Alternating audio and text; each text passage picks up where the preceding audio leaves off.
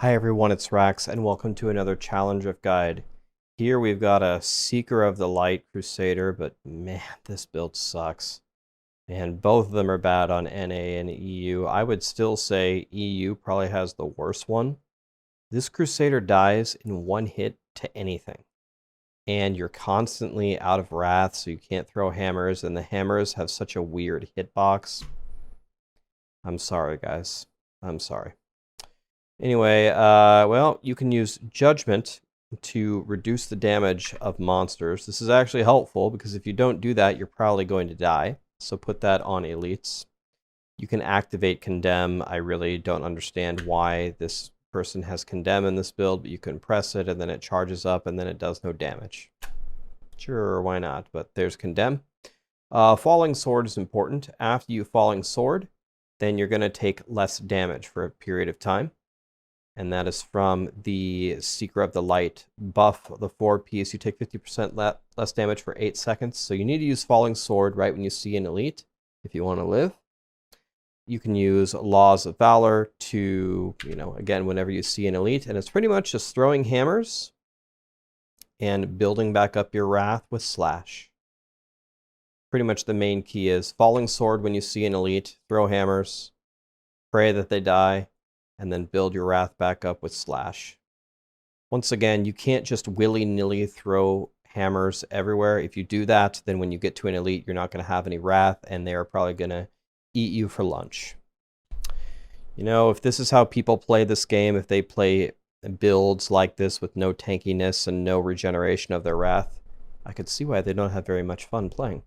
Let me take you into the clear and show you how to get this one down. Alright everyone, let's get this Challenge Rift down. At the start, Falling Sword forward, and remember, you cannot just willy-nilly throw hammers everywhere. You will run out of wrath, and the timer on this is actually a little bit tight. So what I do is, you see I'm just pretty much walking, and I'm just hoping that the monsters don't kill me, and I only throw a hammer or two when they're in my way. Here we are at the first elite. Go ahead and judge them and use all of your cooldowns. You can see that this person also decided to throw in the lovely red soul shard from the Tristram event. You will quickly find out why you should never ever use this. You will find yourself randomly stunned from time to time, and when that happens, you will find that sometimes you're just going to die. Notice how bad that fire chains hits me. See how afraid I am of these little bees? They can barbecue you instantly. Okay, I dropped to 1 HP. See how much fun this Challenge Rift is? All right. Anyway, finally got the Lord of the Flies down. Let's move forward here.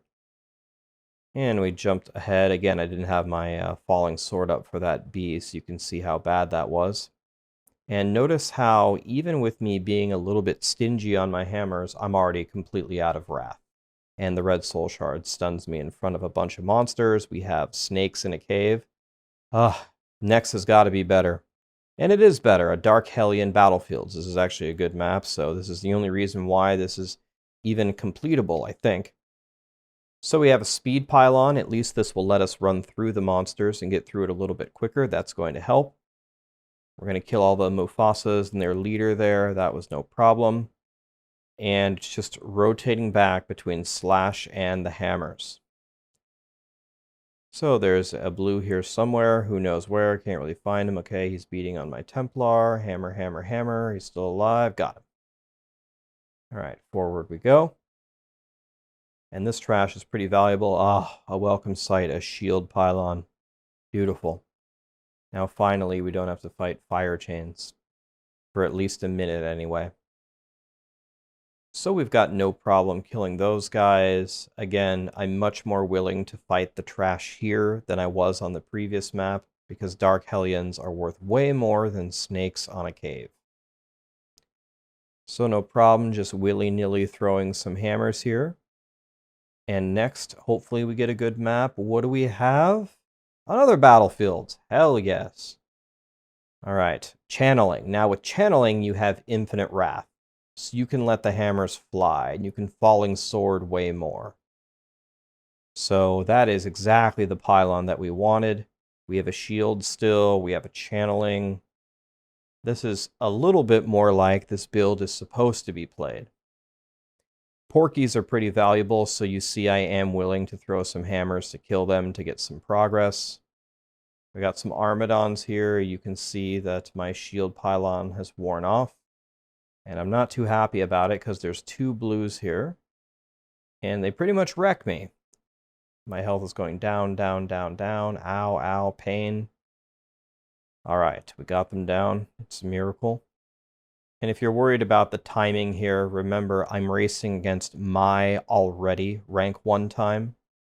This clear is actually about 2 minutes ahead of the time you need to complete.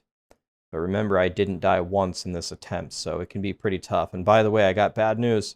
Guess who the Guardian is? One of the worst ones, Perendi. So we got bad news coming up for the boss as well that you gotta dodge out of.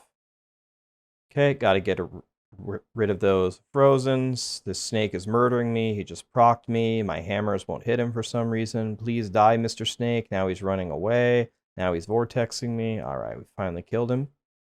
And we have Perendi, the Eater of Children. Throw your hammers, dodge out of his smashes, and just pray. Die, Perendi. Die, Perendi. Die, Perendi. Sayonara. Well, thank you so much for watching, everybody. I make these guides every week, so come on back next week, and I will have it ready for you. Thank you.